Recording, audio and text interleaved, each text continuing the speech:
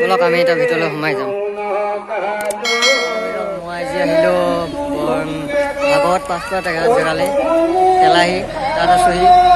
তাত আহি কেনে এতিয়া ভাগৱত চাই আছোঁ। বলক আপোনালোকে চাওক, এয়া হাঁহ আছে, ভাগৱত পাঠ কৰি আছে ভিতৰত।